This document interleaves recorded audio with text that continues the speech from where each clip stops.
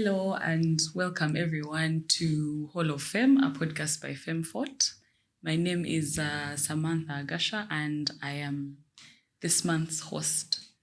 As you can see in studio with me, I have a couple of guests who I want to give the opportunity to introduce themselves. I think starting with you, Eunice. Thank you, Samantha. My name is Eunice Musiime. I'm a feminist lawyer, a development practitioner, and the executive director of Akina Mama Africa. It's a pleasure to be here. It's good to have you on. Thank you so much, Samantha. My name is Agnes, Aserait. I'm the CEO of Reach a Voice Uganda. And I'm so happy to be here with you all. Thank you. Good to have you on. Loy, introduce yourself as well. My name is Loy Nacheyune. I'm a sign language interpreter for Agnes. Thank you. So thank you, everyone. Just to give a small pretext. So in the last episode of Hall of Fame, we spoke about feminism. We had Penelope Sanyu and I think Elizabeth Kemigisha, who were talking about what feminism means to them and what it means to carry the feminist label. I see you introduce yourself as a feminist. And also basically what contributions different people bring to the movement. And we thought it would be good on this episode to now talk about what it means when people say feminist movement building. What's this movement? Is it an organization where someone can just go and knock on the door? Is it a Twitter space? Like what's going on there? So that's the discussion we want to have today, and also to touch on how, as individuals, in our different capacities, we can contribute to the movement and, pushing it forward. So I don't know who to direct this question to. I think Eunice. What exactly is what does a term feminist movement building mean for the layman? Yeah. Thank you, Samantha. For the laywoman as well, I would say a movement consists of both individuals, so who come in their own individual right, but then it also has organizations that come together to push a common agenda. The most important part of that is really the shared agenda. So it can be a group of people, individuals, organizations that want to advance, for example, girl-child education.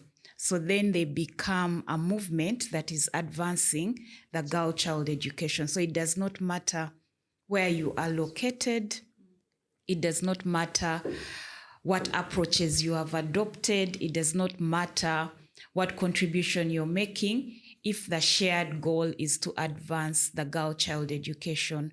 So for us in the feminist movement has a shared goal of ending injustice, specifically gender injustice, but then all other injustices that compound to make, for example, women not be able to enjoy their rights.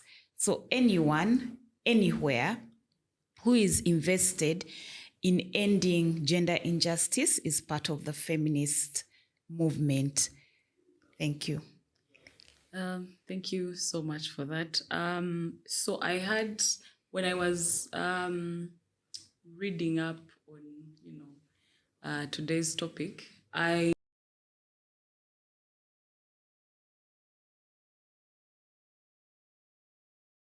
trying to differentiate between the feminist movement and the women's rights movement. Is there a difference, or there is just like one is just like a baby under the other, or I don't know. What do you think? Yeah. So like I earlier said, the underlying factor is really the shared agenda.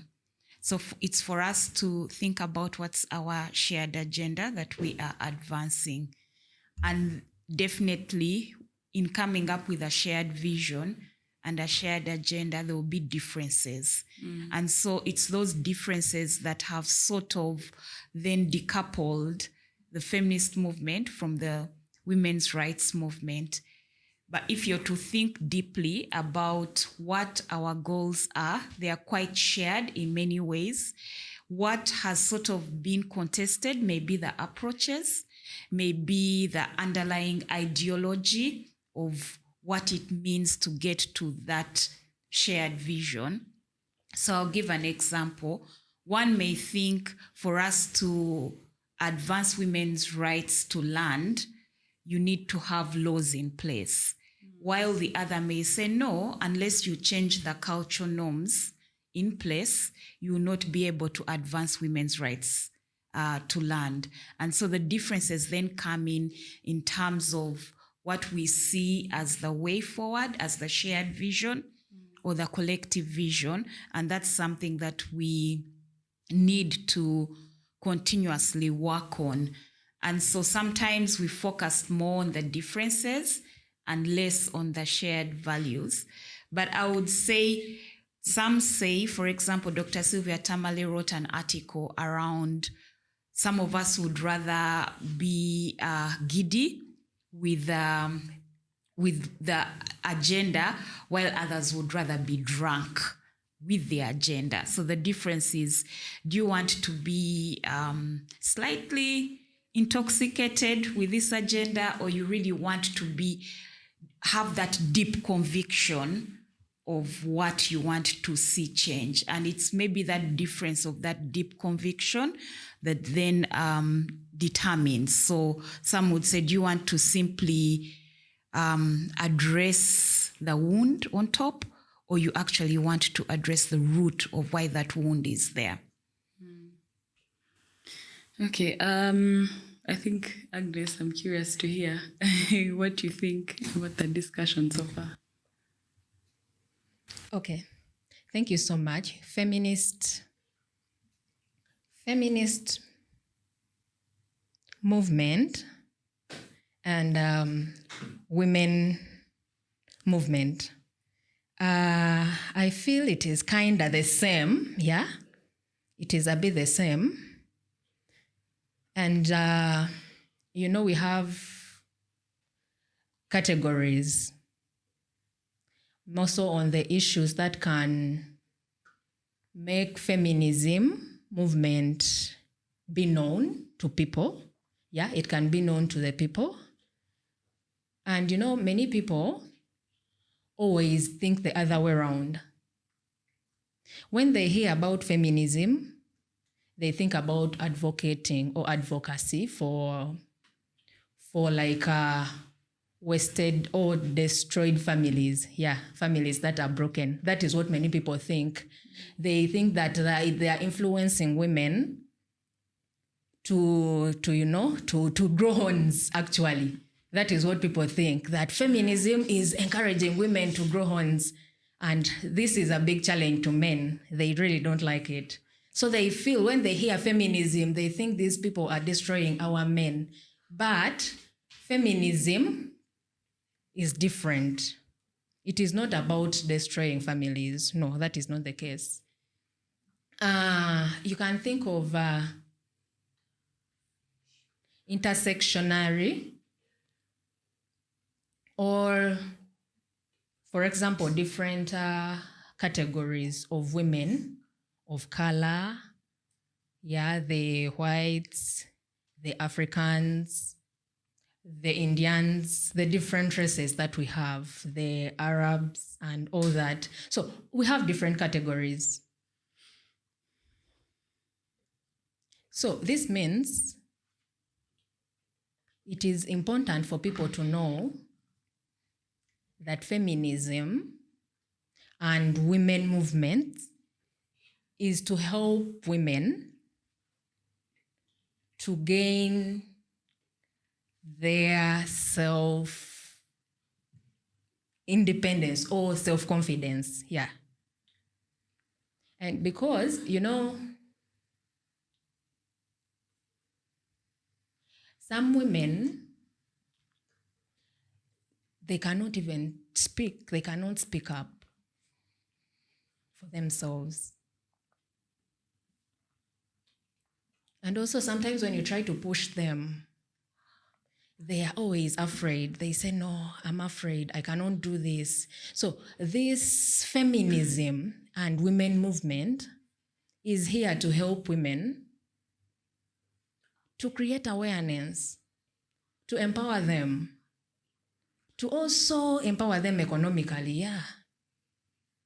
Yeah, it is easy for women to stand economically independent, so that they can be independent and not to over depend on those who provide for them. But rather be able to stand alone and be able to provide for themselves, to provide for their families, to support their husbands, and things like that. And also to take care of their children and how to encourage other people or other women. So that is what I understand about the feminism and women movement. And then the other thing, feminism is about trying to open the eyes of different women. Those who have attained higher education or the advanced women, and also those who we consider as the lay women, those deep in the villages. So those who are a bit high and those who are lower, we can go down to train these women who are a bit lower. Those who are already empowered can come down and train these people who are lower at their levels, and we talk to them and we teach them how to maybe save and how to expand their businesses, and also how to empower the girl child. And also to make sure that there is inclusive leadership at both the village level and everywhere, the national level, regional level, all those levels, and also the global level. So that leadership, or there is representation for all these women deep in the village, the disabled women, everyone, every category of a woman, really. Yes, that's it, Samantha. Thank you, Agnes. I think my key takeaway from your submission was inclusivity in the movement, because I think sometimes, even not just with feminism, I was having a discussion with a friend and we were saying some of these like programs in office, you find you've planned to go to the field and you've made your plans here, but in the field you haven't consulted anyone there, so you have programs that only serve you who made them in the office.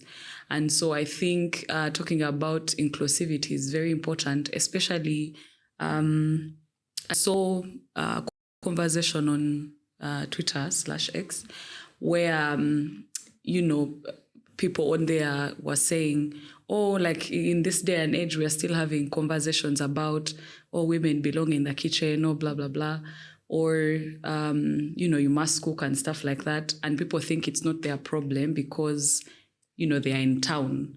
But in villages, actually not even in villages, there are so many stories.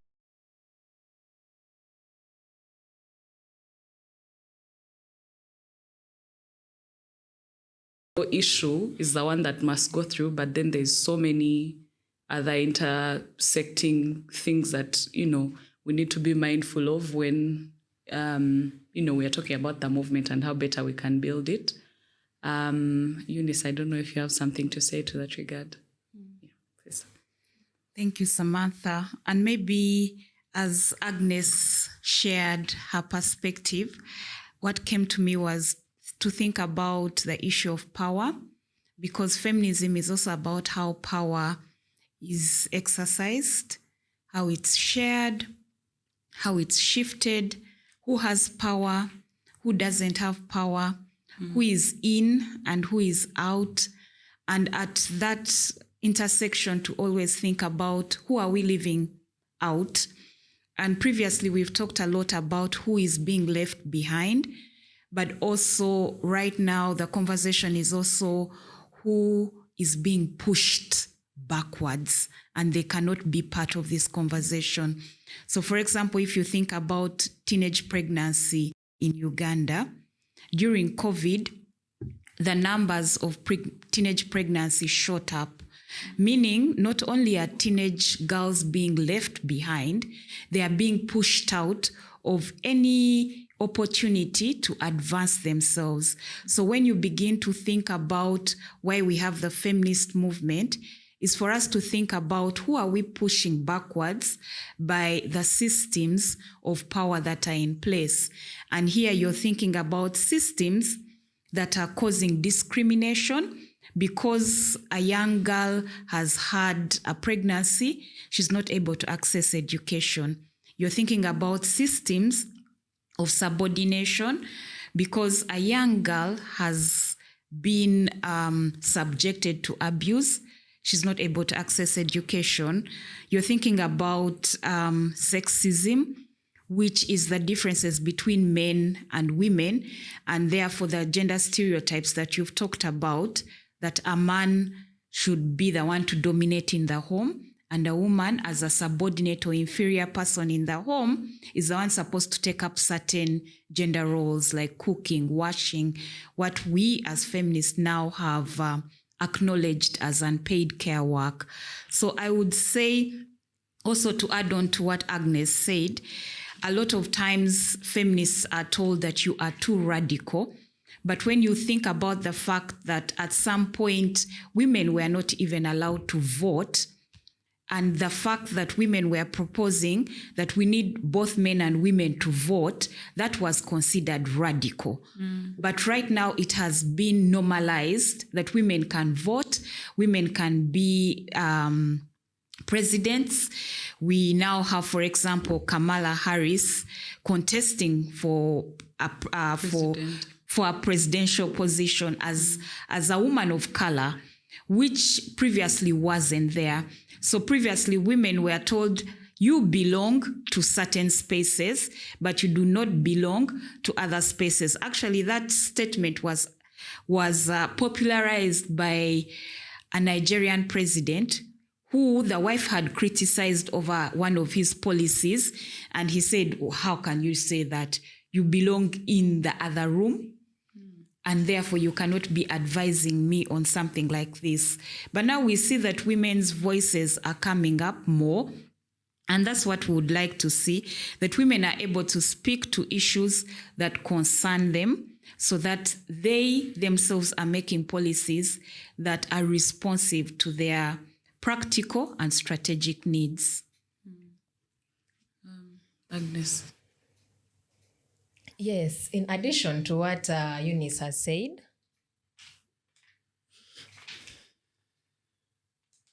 also building the alliances with the feminist movements, it is really important. It helps feminist movements to always know that we have this organization, or we have this woman.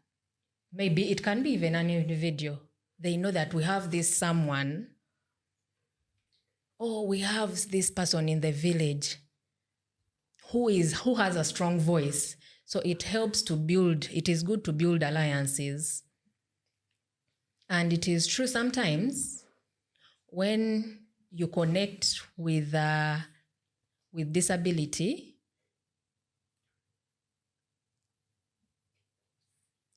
people see you as a woman, or if they see a young girl with a disability, they'll say, oh, you also went to school? Why did you go to school? Why did you have to go to school? The person of your stature. So because they feel you have, the community feels that you have a disability and that you're a girl with a disability, they feel that is a double loss. That is a wastage of resources for you to go to school. And also, the women or the feminists with disabilities, sometimes if their voices are built, then it can help them to learn how to build these connections that we've been talking about, or the alliances. Yeah, and it helps other feminists or it helps in the feminist movement. For example, you can imagine in Karamoja, you can hardly know the women there. Feminist issues there, you may not know why, because they are not exposed. They are always, maybe, they are not, well, they've not come out. Their culture has not really empowered them. They've not been encouraged. They've not been empowered, really. They are not empowered women. Maybe there could be a few that are already enlightened, but the empowerment is missing. So, when we look at women with disabilities, you can reach in a village, for example, in Karamoja, there is no empowerment at all, and the way they care for themselves is also lacking. They don't have self-care, things like soap or clothes or washing. They don't know how to, to have some money in them because there has not been any empowerment. So when we build alliances, at least these alliances can help us. We can share ideas and to see how we can support other women, to see how we can always refer them. Yeah, we can always refer these women deep down in the village to see how we can empower them. And also, we've always said that the community or the society, they always feel a woman must cook all the time. Those are the thinkings in our societies.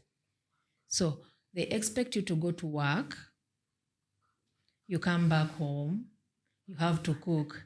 But I think this also has to be a shared responsibility, really. Because a woman is also a person. She's human, not a robot. We also get tired. So if I tell you, Mister, please, today I'm a bit tired, I'll not be able to do this. It is important for men to also come out and see how we can have shared roles so that we can be happy together. So it's not that it makes a man less of a man. But it makes a man who is understanding that feminism or feminists or women also get tired, and I can always chip in to support. Yeah, that is what we are fighting for, at least for them to understand us. And when we look at the mothers who have babies, sometimes at home, you do the laundry for the baby, you care for the baby, you have to cook, or everything is on you. And also when we talk about a girl child, they always say a girl must be the one to cook.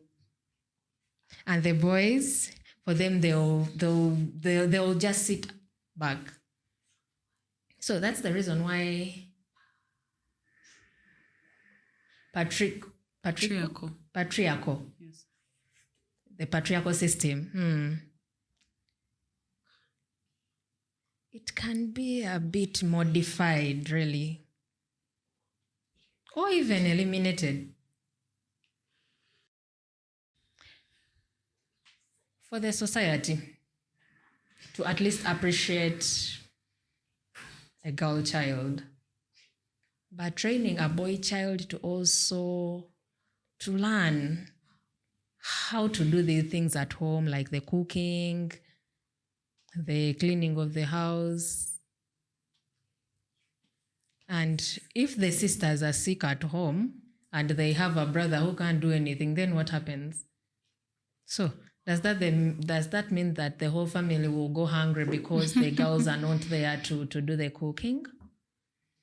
So it is important that we train both genders, both male and female, to learn that it is a domestic responsibility for all. And also the other thing, Samantha, many people can say, they can misquote the Bible. Many times people misquote the Bible. They say, the Bible says that a woman must be under a man. Yes, it is true. The Bible says, but also we should be reminded that in that same Bible, it says, I think it is Ephesians. Yeah, it should be Ephesians, chapter 5. Yeah, it clearly says a man or a husbands, love your wives as you love yourselves, or as you love yourselves. Now, the Bible has not said overwork your women. It has not said that. So it is contradicting with the Bible. You people use that as an excuse to oppress us, the women. But it is not right. Not right at all. So love means that, support me. If I'm tired, try to understand me. And then our life can move on in that way.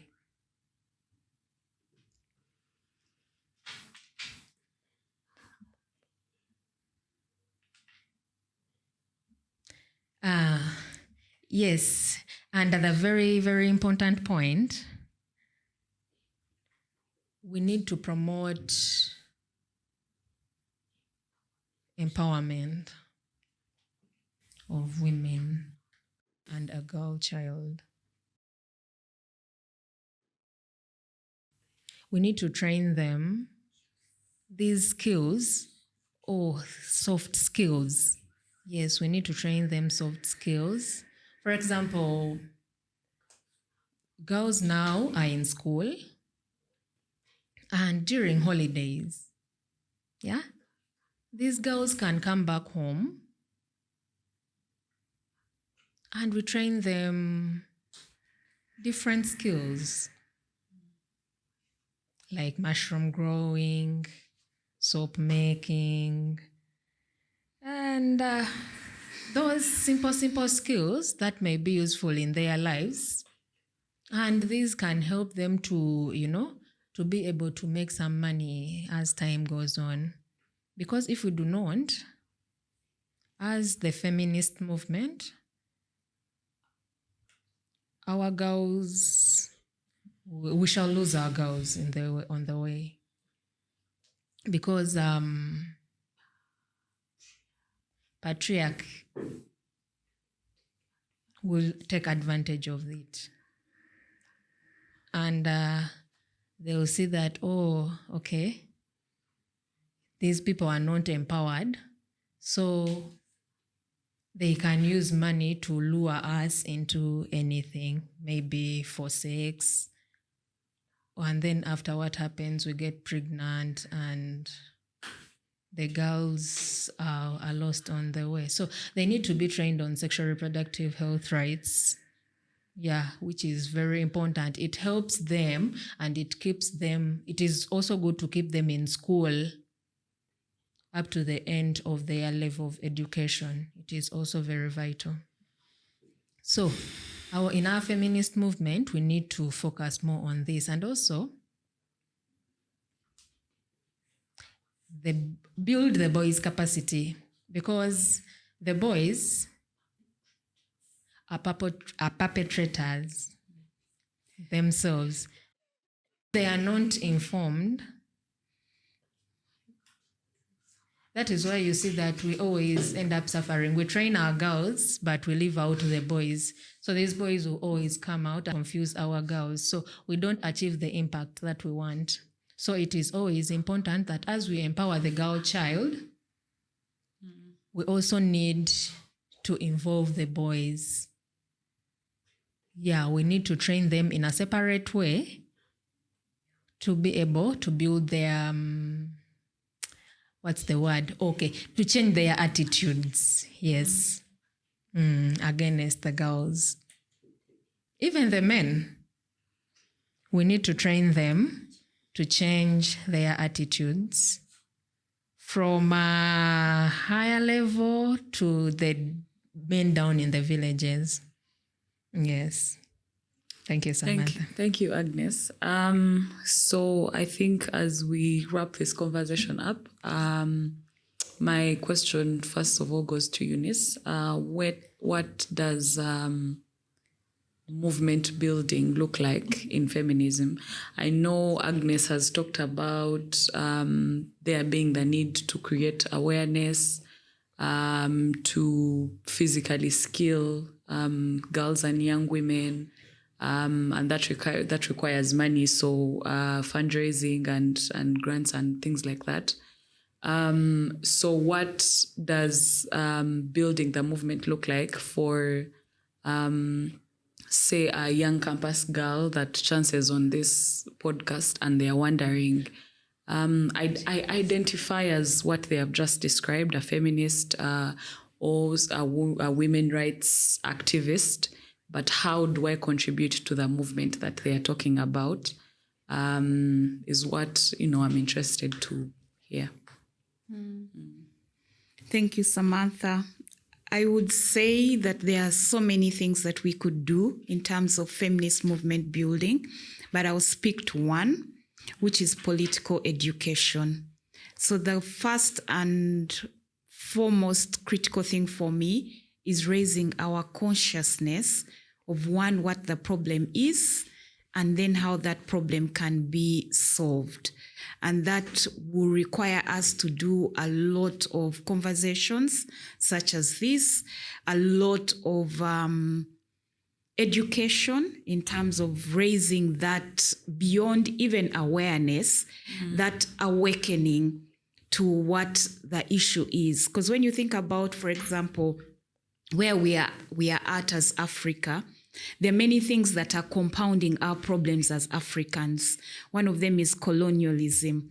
And if you asked someone, how does then the colonial system affect us as a nation, as a country, maybe they're not able to quickly make those connections. And I'll give an example. Right now, many African countries are stressed by debt. Now, that debt part of it is because we are tied to a global system that does not enable us to be able to thrive as countries, raise our own domestic resources, have free trade, be able to produce our own African crafts or bubu, or what we call bubu here in Ghana. And so we only look at the problem from that level, at surface level, without digging deeper on the systems that are compounding, make life hard for an African child, for an African woman. And then so the solutions we are giving will be also very surface. So I would say the first thing that we need to do in terms of feminist movement building is for us to really raise our consciousness to what the actual problem is and what needs to change. And I would say to that campus girl, educate yourself. Thankfully, we are in this generation where information is available and everywhere.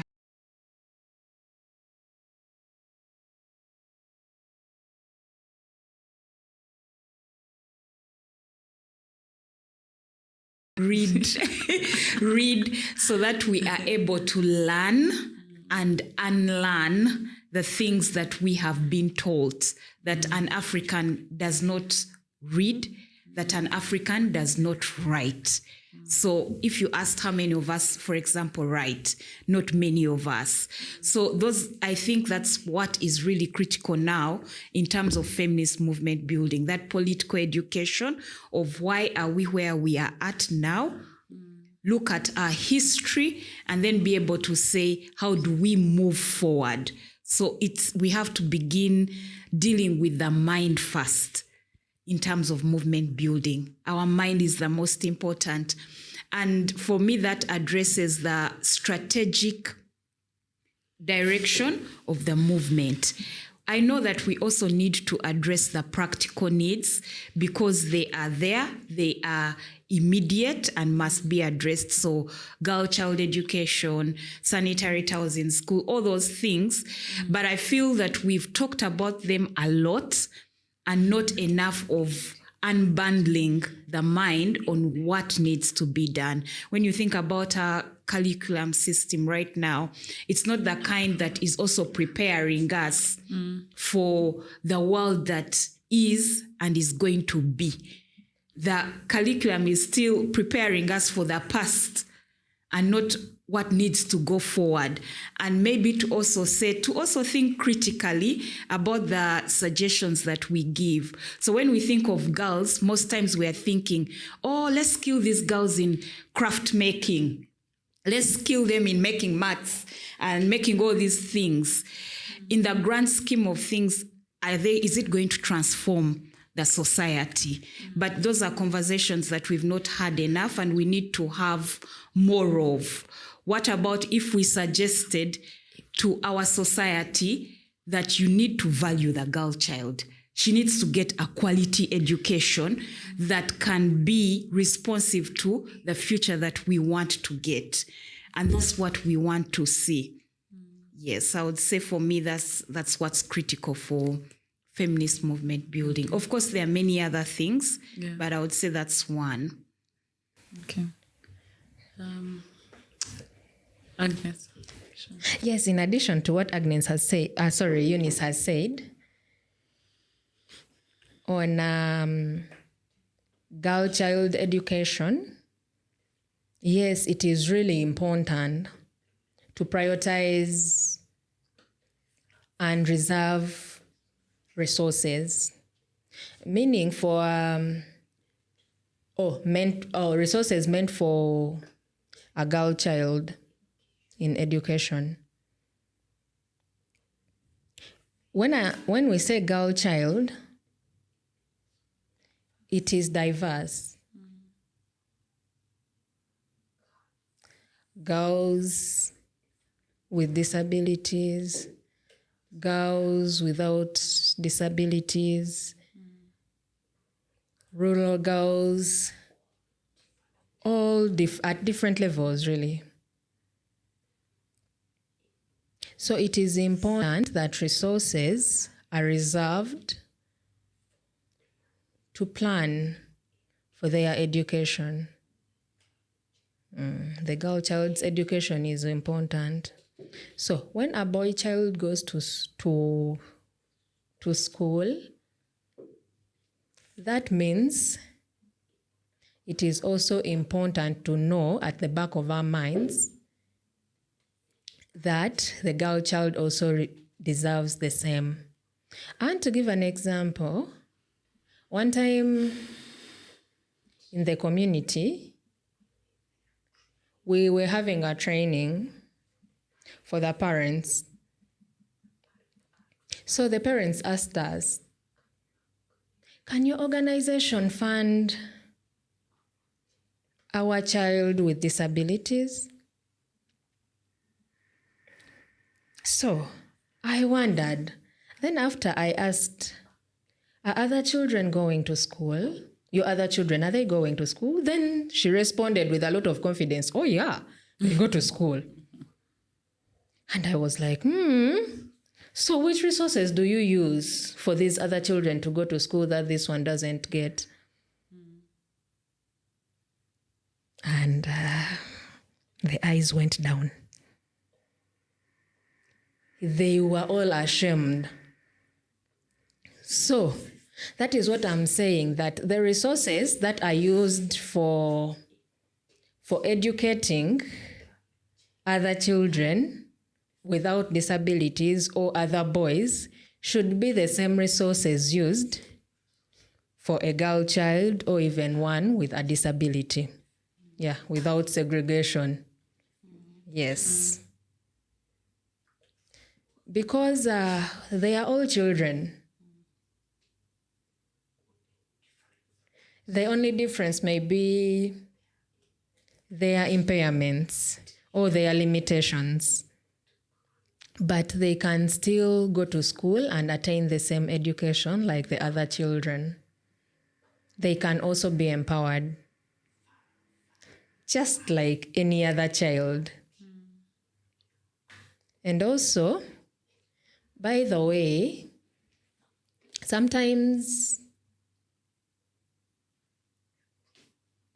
children with disabilities who are oppressed,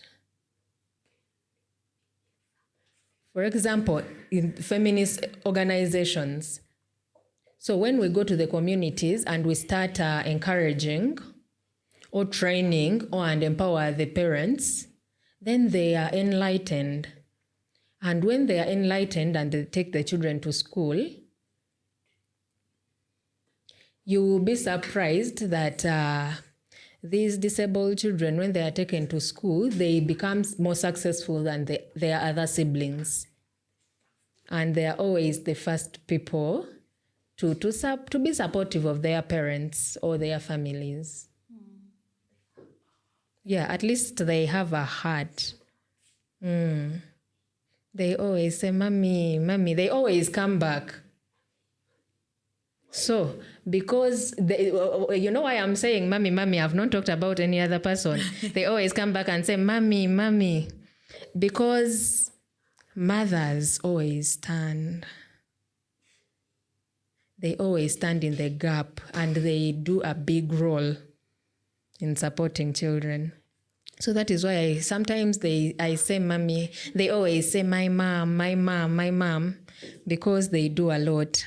So it is always important that all children to be taken to school using the same resources. If you have cows and maybe you're milking them or you're selling the cows, let this money be used for both genders equally, both the male and female children. Because if you oppress one gender, it will not help. That means we are creating a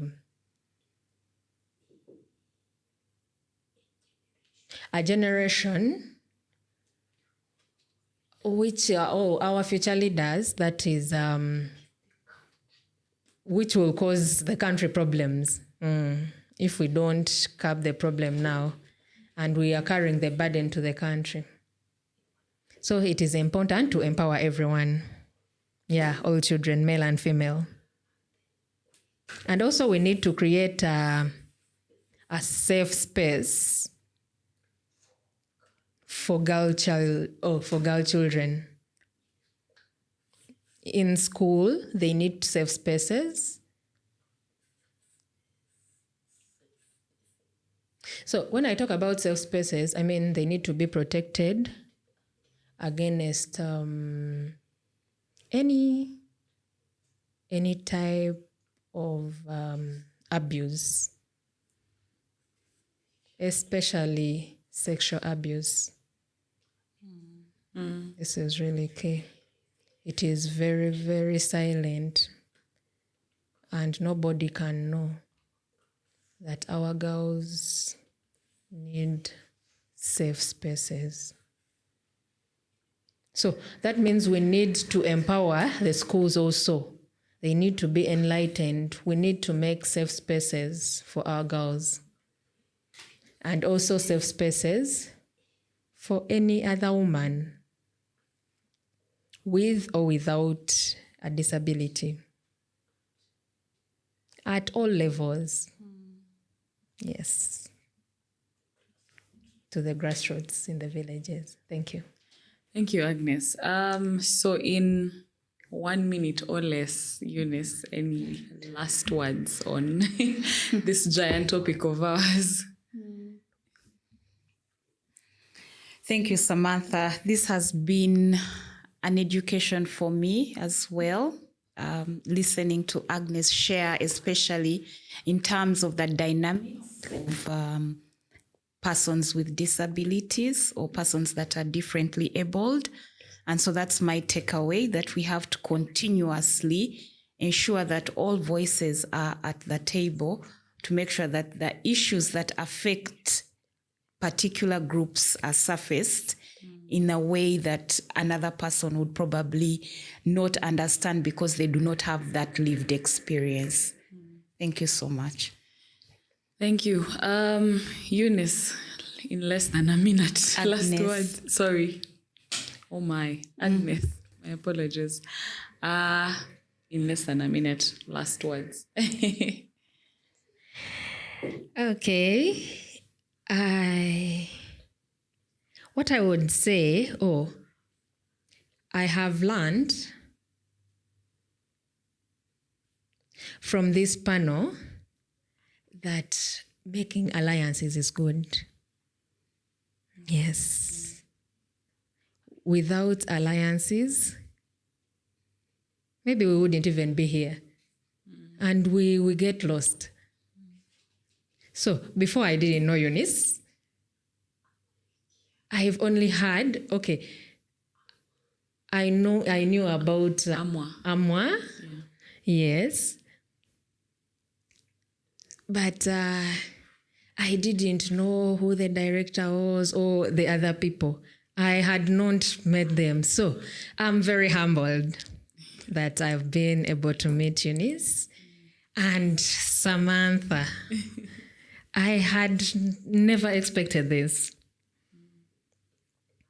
Yes, but it is a learning. For me, it is. So thank you so much for being inclusive. And this is very sensitive for us. And in the feminist movement, it is really important that you're being inclusive and being diverse. Thank you so much. Thank you, Agnes. So I hope that my hope is for us to carry this conversation out of this room and to online,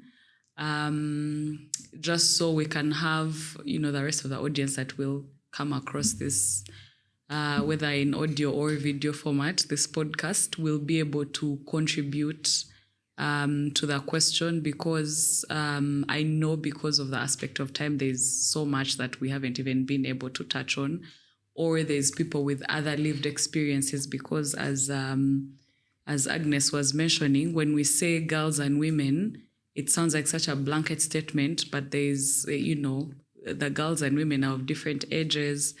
She mentioned race, ethnicity, sexual orientation as well. So there's a lot of intersectionalities that haven't either been represented or, touched as much as we would have liked to.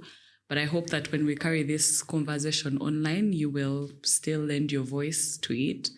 And also that people online will, be able to lend us their experiences or, just have a conversation with us so we can, make progress or, learn from what will have been shared like we have today. Thank you, ladies, so much for your time, and for our listeners and viewers for chilling with us in the Hall of Fame. Until next time, bye. Bye-bye.